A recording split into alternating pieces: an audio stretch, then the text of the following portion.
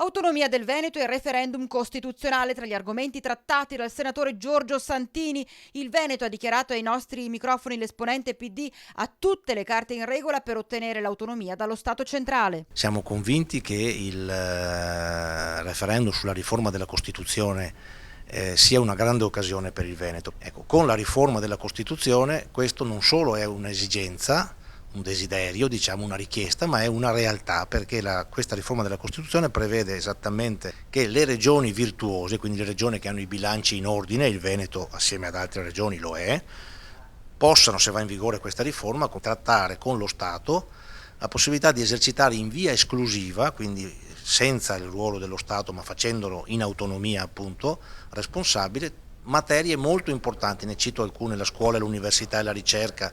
le politiche del lavoro, le politiche sociali, le politiche del territorio, le politiche del turismo e della cultura, le politiche dell'ambiente, quindi come capite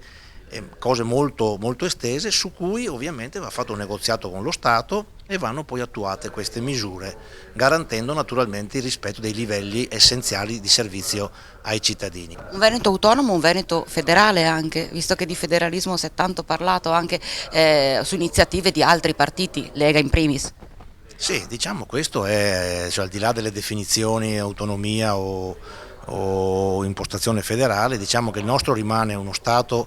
che ha uno Stato nazionale unitario, e quindi che è un po' diverso dall'insieme di più Stati federali, che però ha la possibilità di avere un regionalismo, quindi sostanzialmente una modalità appunto federale, fortemente accentuato proprio da questo salto in avanti sull'autonomia possibile, ma ripeto, concretamente realizzabile